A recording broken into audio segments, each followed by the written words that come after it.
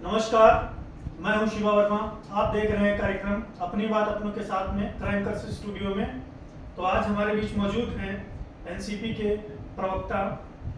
यहां सवाल सीधे होंगे, जवाब सटीक होने चाहिए, बहस होगी जोरदार। कार्यक्रम में स्वागत करता हूं सर आपका। सर आप थोड़ा परिचय दीजिए। मैं शरद मिश्रा सिंधु लखनऊ में वकालत करता हूँ, रचना धर्मिता में रहता हूँ और राजनीतिक हस्तक्षेप की भी कोशिश करता हूँ। इस समय हमें राष्ट्रवादी नेशनलिस्ट, ये राष्ट्रवादी कांग्रेस पार्टी है, नेशनलिस्ट कांग्रेस पार्टी, इसमें मैं प्रदेश प्रवक्ता नहीं हूँ, प्रदेश उपाध्यक्ष के नाते से एवं प्रदेश श्रम कांग्रेस विभाग नेशनलिस्ट कांग्रेस पार्टी का प्रदेश प्रभारी का दायित्व एवं प्रदेश उपाध्यक्ष का दायित्व मेरे पास है। एनसीपी में सर कब आया? एनसीपी में अभी मुश्किल से 4 महीना से ही मैं सक्रिय हुआ हूँ। इसके पहले 2011-12 में मैं टीएमसी का प्रदेश अध्यक्ष था, एडवोकेट सेल का, लेकिन मन थोड़ा सा विचलित हुआ, तब राजनीति से मैंने एक तरह से अवकाश ले लिया। लेकिन फिर लोगों ने कहा नहीं, सक्रियता जरूरी है जहाँ भी थोड़ी सी संभावना है। चलिए थोड़ा सर जो है इस पे एनसीपी की भूमिका पे बात करेंगे। एनसीपी पार्टी जो है, इसकी कहानी क्या है पूरी सर, पृष्ठभूमि क्या है? कांग्रेस से जब माननीय सोनिया गांधी जी का प्रधानमंत्री बनने की स्थितियां आई थी, तब 99 में जहाँ तक मुझे ध्यान आता है कि माननीय शरद पवार जी और संगमा जी और संभवतः तारिक अनवर जी, हाँ, 3-4 लोगों ने मिल करके राष्ट्रवाद के नाम पर जो है ये इसका गठन किया था। और मुझे नहीं लगता जब उन्होंने गठन किया होगा तो शायद ही किसी ने सोचा हो कि जय राष्ट्रवाद और राष्ट्रवाद का एक नारा लेकर के इन ऊंचाइयों तक पार्टी पहुंचेगी। जो गठन कब हुआ था सर? इसका गठन कब हुआ था? 99 मैंने बताया, 99 में गठन हुआ था। तब से और अब तक एनसीपी में क्या बदलाव, क्या देखने को मिला है सर? एनसीपी देखिए लगातार निरंतर ये जो चाहे जिस जाति धर्म के लोग हों, अगर साधनहीन है, अगर वो शोषित है, कुचले गए हैं, तो उनके जीवन में कुछ सुविधाएं आए, उनका जीवन कुछ आसान हो और राष्ट्रीय भाव, जैसे राष्ट्र प्रमुख, ये भाव जनमानस में अंतर प्रवाहित होता है। यही इसको शुरू से इसका ध्येय रहा है। अब अजीत दादा पवार जी के नेतृत्व में पार्टी हमें लगता है कि और अधिक और ये अगर देखा जाए सर, एनसीपी जो है, इन्होंने 2 पार्टियां अपनी अलग अलग बना ली हैं। इसके पीछे इसकी क्या पृष्ठभूमि रही है? क्या आपसी कोई विवाद या मत कुछ रहा है इसके पीछे? देखिए, जो जनमानस में मैंने बताया कि मैं अभी मुश्किल 4 माह से एनसीपी में हूँ और प्रदेश नेतृत्व के ही अभी तक टच में रहा हूँ। एक बार राष्ट्रीय महासचिव जी श्री बृजमोहन श्रीवास्तव जी, जो प्रदेश प्रभारी भी हैं, एक बार की उनसे मुलाकात है, तो अंदरूनी बातों की जानकारी मुझे उतनी ही है, ये बहुत साफगोई से मैं कह दूँ, जितना एक सामान्य व्यक्ति को, नागरिक को है। और आप लोग पत्रकारिता में हैं, तो मुझे लगता है मुझसे ज़्यादा तो इस संबंध में आप लोगों को जानकारी होगी। नहीं सर, आप अगर पार्टी में हैं तो कहीं ना कहीं उसका अनुभव तो आपको विशेष रूप से तो होगा ही सर। तो वही मैं कह रहा हूँ कि अच्छा, एक चीज और भी है सर, देखा जाए एनसीपी की अपने यूपी में उसकी क्या पृष्ठभूमि है, क्या उसने क्या अपनी हैसियत बनाई? उत्तर प्रदेश में संभावनाएं एनसीपी के लिए बहुत हैं, क्योंकि यहाँ आप देखिए जो राजनीतिक दल सक्रिय हैं वे या तो किसी धर्म के नाम पर हैं या किसी जाति के नाम पर हैं, राष्ट्र के नाम पर कोई राजनीतिक दल सक्रिय नहीं है। यहाँ तक कि मुझे लगता था कि कांग्रेस हो सकती है, लेकिन कांग्रेस इस तरह से सवर्णबद्ध पर चल पड़ी है कि वो पूरी तरह से लगता है कि जैसे संविधान खत्म कर दो, आरक्षण का जो प्रतिशत का एक लिमिट रख दिया है माननीय सर्वोच्च न्यायालय ने, उसको भी ध्वस्त कर दो। जबकि बाबा साहब भीमराव अंबेडकर जी ने ये व्यवस्था दिया था कि आरक्षण 10% 10 वर्षों के लिए। बाद के जो, क्योंकि राजनीतिक दलों के पास देखिए जनता के लिए कुछ रहा नहीं आज़ादी के 20-25 साल तक, तो वो जो आज़ादी के आंदोलन में शामिल रहे वो लोग सक्रिय रहे, तो वो बिल्कुल साफगोई से चलते रहे, सच्चाई से चलते रहे। उसके बाद जो नेता आए वे आरक्षण आदि जैसे बातों को लेकर के केवल अपना जनाधार बढ़ाने की उन्होंने कुछ किया ही नहीं सिवाय लूट की।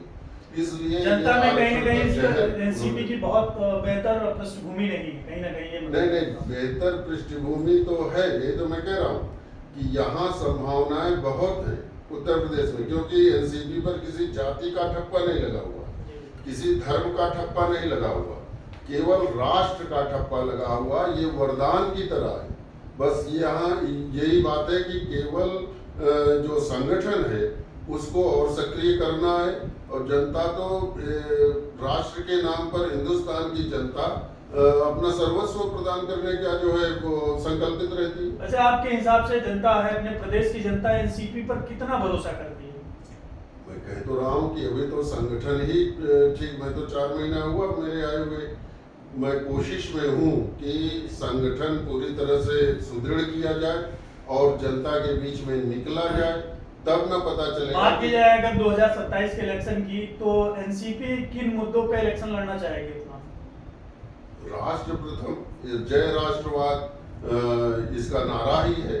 आप जो है जितने बैनर देखेंगे, जितने भी इसकी योजनाएं देखेंगे, सब में राष्ट्र प्रथम। ये मुद्दा जो है सर, ये सारी पार्टियां तो उठाती हैं, लेकिन कुछ अलग पहचान अगर कोई कह रहा है कि यादव प्रथम, कोई कह रहा है कुर्मी प्रथम, कोई कह रहा है जात-पात से संबंधित तो सारी पार्टियां अपनी बात रखती हैं प्रथम। इस तरह से हम अकेले हैं जो कह रहे हैं राष्ट्र प्रथम, और कुछ हम कह ही नहीं रहे, और राष्ट्र में सब कुछ समाहित है कि हमारी शिक्षा व्यवस्था। लेकिन फिर भी इसकी एक अलग पहचान क्या है जो जनता कहीं न कहीं वो अपने हिसाब से तो अट्रैक्ट हो कि उस पार्टी में वोट दें, हम क्या करें? कुछ तो होगा ना सर? कुछ है तो है, इसीलिए तो कह रहा हूँ कि अच्छा, उत्तर प्रदेश में कहाँ पे सक्रिय है एनसीपी पार्टी? एनसीपी का संगठन लगभग हर जिलों में अंदर अभी बन रहा है, गठन चल रहा है, और हम लोग ये प्रयास कर रहे हैं कि जो पंचायत चुनाव है उसमें भी एनसीपी हर सीट पर लड़े। नगर निगम के जो नगर निकाय चुनाव आ रहे हैं, हर सभासद सीट तक पर एनसीपी जो है हस्तक्षेप करे और प्रत्याशी उतारे। विधानसभा चुनाव तो अभी 1.5-2 वर्ष है, उसमें भी कोशिश ये रहेगी कि हम अधिक, अगर हमारा गठबंधन हुआ क्योंकि ये राष्ट्रीय नेतृत्व का दायित्व है, अगर नहीं हुआ तो पूरी 400 सीट पर उत्तर प्रदेश में हम कोशिश करेंगे कि हमारे प्रत्याशी आए। ठीक है सर, मैं अब थोड़ा सा अगले प्रश्न पे बढ़ूंगा। नेटो के बारे में सर मैं थोड़ा जानूंगा कि आप जनता के बारे में थोड़ा सा बताएं कि नेटो क्या है और भारत से किस प्रकार से वो जुड़ा हुआ है। देखिए, ये अंतर्राष्ट्रीय मामला है और इस पर बहुत अधिक कह पाना उत्तर प्रदेश में रह करके, क्योंकि एक राजनीतिक पार्टी का वैसे इसका गठन आपको नाटो जो है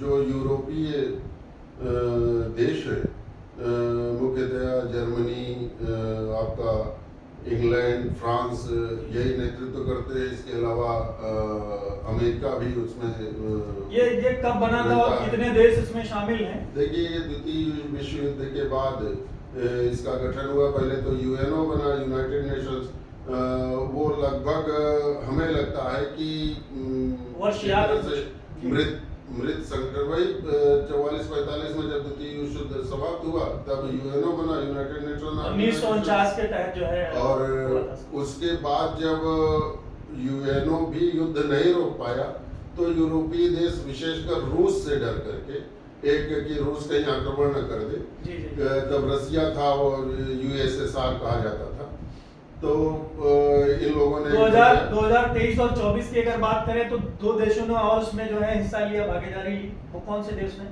अब ये तो एक तरह से आप इंटरव्यू के हमारा जनरल नॉलेज टेस्ट कर रहे हैं।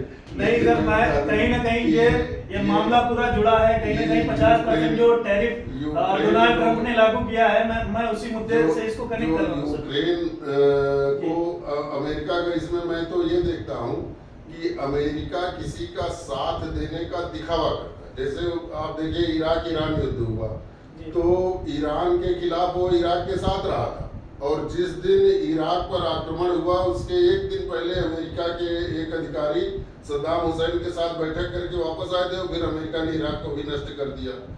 तो अमेरिका देखिए यूक्रेन को उकसाया, रसिया से कौन लड़ सकता है? इस समय भी कोई नहीं, वो सर्वशक्तिमान देशों में एक है, लगभग हिंदुस्तान के समकक्ष है वो, और हिंदुस्तान इस समय अमेरिका को भय है कि वो अमेरिका से भी अधिक शक्तिशाली हो रहा है। तो वैसे इसका नाटो का विस्तार हुआ क्यों सर? नाटो का विस्तार मैंने बताया तो कि जो मेरी समझ है, देखिए अंतरराष्ट्रीय विषय बहुत गूढ़ है।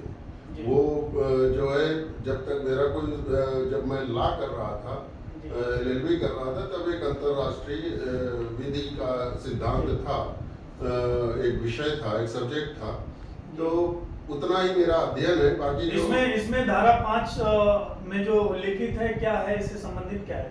देखिए नाटो के मैंने कोई संविधान नहीं पढ़ा है, लेकिन जो उसका आप लोगों को, पत्रकारों को सुनता रहता हूँ, पत्र पत्रिकाएं पढ़ता रहता हूँ, उसमें यही है कि उसका मूल उद्देश्य है कि नाटो में जो सम्मिलित हैं देश, उन पर यदि कोई आक्रमण करेगा तो वो सामूहिक रूप से उसका प्रतिकार करे, सभी विद्रोह करेंगे उसके लिए, और संभवतः उसकी वैसे नाटो जो है भारत और रूस के बीच में क्या इसमें वो रहेगा, एक तरीके से रिश्तों को कैसे प्रभावित करेगा भारत और रूस? देखिए गुट निरपेक्ष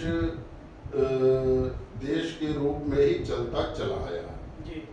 अब स्थितियां उसको दोनों, चाहे अमेरिकी गुट हो चाहे रसन गुट हो, यही दो गुट रहे, तो ये गुट निरपेक्ष की किसी गुट में हम शामिल नहीं है।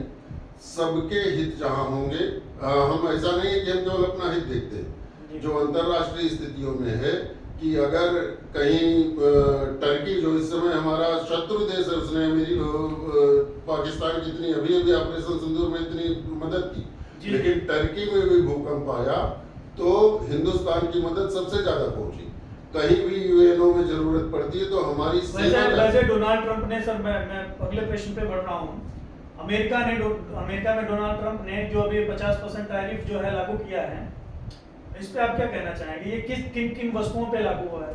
देखिए हिंदुस्तान, जो मेरी सोच है, जी, हिंदुस्तान इस तरह का समर्थ देश है, इसको कहा जाता है कि ये सबसे धनवान संसाधनों वाला एक गरीब देश, क्योंकि यहाँ के संसाधन, यहाँ के जो नेतृत्व रहा है वो ठीक तरह से देश में, अपने राष्ट्र में उसको यूज नहीं कर पाता है।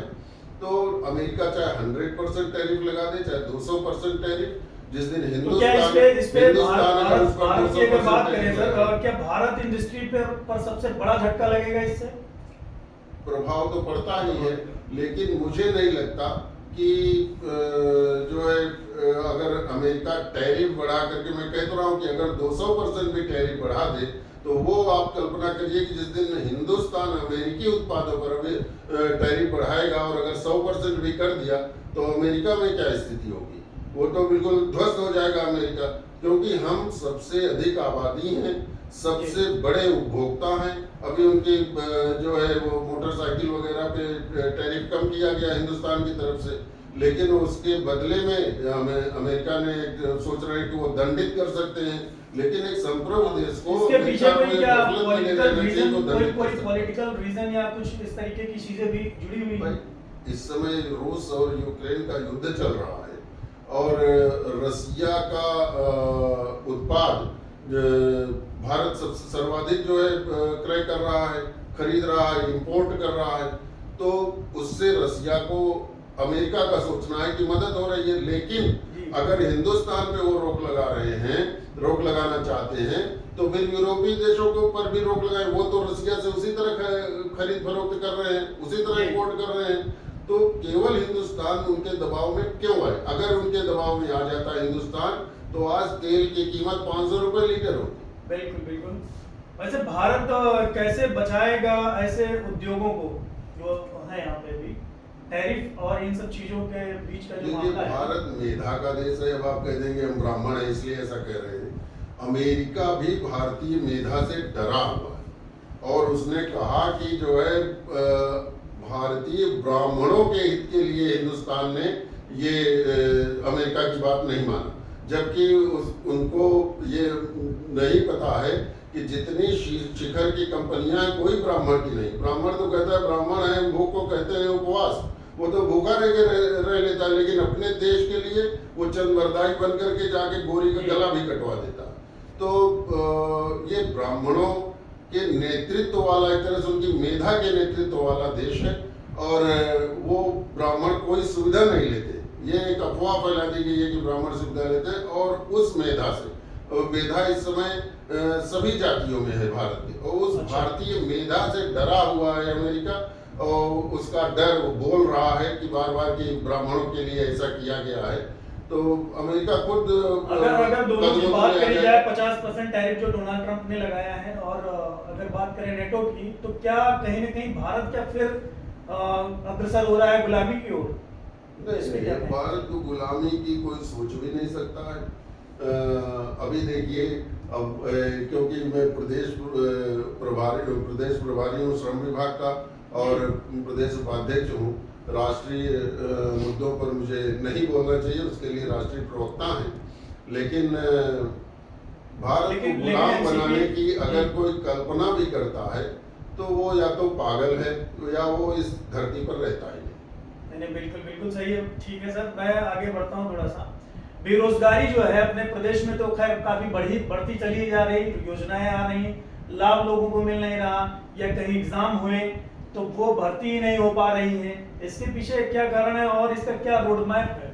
ये देखिए, उत्तर प्रदेश में भाजपा पूरी तरह से नष्ट, भ्रष्ट और ध्वस्त हो गई है। ये केवल अपराधियों का मंत्रिमंडल बनाकर रखा है इन्होंने जी। जो इनके मूल कार्यकर्ता हैं भाजपा के, हमें उनके अंदरूनी बातों पे नहीं कहना चाहिए, लेकिन उससे दुष्प्रभावित हो रहा है पूरा प्रदेश। बाहरी लोगों को इन्होंने जो केवल लूटने के लिए, आप देखिए जितने लूटने वाले पद हैं, कैबिनेट मिनिस्टर्स हैं, वो सब बाहरी है, चाहे कोई कांग्रेस से आया हो, चाहे कोई बसपा से आया हो, और केवल लूट मचा रखी है उनके। आप जो है चेक कर लीजिए, जब वो असेट्स चेक कर लीजिए, जब वो भाजपा में आए थे तब क्या थे और अब क्या हो गए हैं। तो इसलिए इनको लगता है भाजपाइयों को कि उत्तर प्रदेश के दृष्टि से मैं बात कर रहा हूँ, एसेट्स उनके तो बढ़ रहे हैं सर, लेकिन कहीं ना कहीं युवा पीढ़ी परेशान तो हो रही है, उस दौर से गुजर रही है। वही तो मैं कह रहा हूँ कि कुछ हो नहीं रहा है। एक तरीके भाजपाइयों को ऐसा लगता है, जो भाजपा नेतृत्व उत्तर प्रदेश में है, कि अगर वो भर्तियां कर रहे हैं तो अपने घर से सैलरी दे रहे हैं। उनको जब भी भाजपा आती है तो भर्तियां बंद कर देती है या भर्तियां दिखावे के लिए निकालती है, तो उसको इतने मुकदमों में उलझा देती है कि युवा हमारा भटकता रह जाता है। और बिल्कुल युवाओं का तो किसी तरह का आशा ही नहीं रह गई कि उनका कहीं ना कहीं बीजेपी ने बहुत सारे वादे किए, लेकिन वो किसी एक पर भी सही से खरे नहीं उतरे। बिल्कुल खरे नहीं उतरे। और उत्तर प्रदेश को मैं कह तो रहा हूँ कि आप देख लीजिए, कहते हैं कानून व्यवस्था, आपका मोबाइल चोरी हो जाए, पत्रकार हो, तो अगर आप लिखवा दो FIR तो जो कहिए मैं वकालत छोड़ दूंगा। मैं वकील हूँ, मेरा मोबाइल चोरी गया, 1.5 साल हो गया और पारा थाने की बात है, आज तक मैं FIR नहीं लिखवा पाया। यहाँ आप रजिस्ट्री कर दीजिए, CRPC में अब BNSS आ गई है कि SSP को या कमिश्नरी व्यवस्था है तो कमिश्नर को रजिस्ट्री कर दीजिए और FIR लिखा जाएगा। हमें लगता है कि कोई रजिस्ट्री पढ़ता ही नहीं है। कहीं ना कहीं दूसरी चीज जो प्रक्रिया है जो वो लोग बताते हैं उसमें ही व्यक्ति परेशान हो जाता है, फिर उसको कैसे क्या उसको न्याय कैसे मिलता है? इतना कह रहा हूँ कि 10 रुपए का नकल सवाल का मिलता था भाजपा के पहले, इन्होंने 10 गुना बढ़ा दिया, 100 रुपया कर दिया। न्याय को कमाई का साधन बना दिया, शिक्षा को कमाई का साधन बना दिया। मतलब कि कोई लोक कल्याणकारी राज्य का कॉन्सेप्ट ही नहीं है उत्तर प्रदेश में भाजपा के किसी। जी बिल्कुल। मैं अगले प्रश्न पे आऊंगा सर। यूपी के युवाओं के लिए एनसीपी की क्या योजना है? देखिए, हम कह तो रहे हैं कि हम आएंगे इस बार चुनावों में, अगर हमें जिस तरह से हमें लगता है कि यहाँ सारी व्यवस्थाएं ध्वस्त हैं, यदि हमें जनता का सहयोग मिला, समर्थन मिला, तो कल्पना नहीं किया होगा हिंदुस्तान के किसी राज्य ने कि एनसीपी युवाओं के सपनों को किस तरह से साकार कर देगी। उत्तर प्रदेश बहुत संभावनाओं का प्रदेश है। बहुत सारी पार्टियां सर आती हैं, लेकिन उनका जोरदार भाषण होता है, चीजें होती हैं, तो क्या भाषण से बेरोजगारी तो खत्म नहीं हो रही है? उस पे क्या कहना चाहेंगे? भाषण का ठप्पा, क्योंकि हर एक नेता आता है, भाषण देता है कि हम बेरोजगारी कम करेंगे, विकास करेंगे, इंफ्रास्ट्रक्चर लाएंगे, बहुत सारी चीजें डेवलप करेंगे यहाँ पे, तो उसका क्या कहना चाहेंगे? भाषण का ठप्पा तो आप तो भाजपा पर लगा सकते हैं, इनको नहीं, मैं किसी पर्टिकुलर किसी पार्टी की बात नहीं कर रहा हूँ, मैं निष्पक्ष हूँ, मैं निष्पक्ष अपनी बात कर रहा हूँ। एनसीपी हमारे प्रदेश अध्यक्ष श्री हरिश्चंद्र सिंह जी के नेतृत्व में जो चल रही है, वो केवल करने में भरोसा करती है, और कह तो रहा हूँ कि अगर समर्थन मिला जनता का, वो है ना कि हम अभी से क्या बताएं क्या हमारे दिल में है, ये बिस्मिल जी की पंक्तियां तो अब सीना फाड़ के तो दिखा नहीं सकते, लेकिन यहाँ एनसीपी के उत्तर प्रदेश के जो कार्यकर्ता हैं, उनका जीवन आप अगर देखेंगे कि किस तरह से वो समाज के लिए, राष्ट्र के लिए और लोगों के लिए समर्पित रहे। अगर तो प्रदेश की सर अगर आबादी की बात करें, जातीय आबादी पे थोड़ा सा हम आएंगे, तो क्या कितना है आबादी इस समय प्रदेश में अपने? नहीं, देखिए जो भी 25 करोड़ कहते हैं, 23 करोड़ संभवतः उसमें थी, 21 करोड़ जब जो है जनगणना हुई थी 2011-12 के वास्ते बात कर रहे हैं। 25 करोड़ की जो जनसंख्या है, 25 करोड़ तो अमेरिका की जनसंख्या नहीं, उतना तो उत्तर प्रदेश की अकेली जनसंख्या। सबसे ज्यादा किस जाति का साझेदारी है कहीं ना कहीं वो प्रदेश में देखा जाए? यहाँ देखिए जाति वगैरह की राजनीतिक दल बात करते हैं, हमने कहा कि एनसीपी जाति आधारित पार्टी ही नहीं है, और यही भारतीय समाज है। सबरी की जाति आप क्या बताएंगे, उनके जूठे बेर भगवान राम खाते हैं, वो क्षत्रिय थे, और ये होता चला है। आप देखिए बाबा साहब भीमराव जी जो है दलित वर्ग से थे। आपको ये नहीं लगता था कि जातिवाद अगर देखा जाए तो प्रदेश में सबसे बड़ा मुद्दा है, उसी पे लोग बात करते हैं, पार्टियां आती हैं? ये राजनीतिक दलों का बनाया हुआ मुद्दा, ये जनता का मुद्दा नहीं है। जनता का मुद्दा जनता का मुद्दे की बात मैं नहीं कर रहा हूँ, जो पार्टियां आती हैं कहीं ना कहीं जातिवाद इन सब चीजों को कनेक्ट कर देती हैं। वो उसमें एनसीपी फंसने वाली नहीं है। एनसीपी केवल लोगों की बात कर रही है, जो दलित, शोषित, चाहे वो जिस जात में हो। वैसे जमीनी स्तर पर यहाँ पे जो यूपी में एनसीपी का संगठन है, वो किस स्तर पे है? एनसीपी का संगठन निरंतर प्रगति पर है।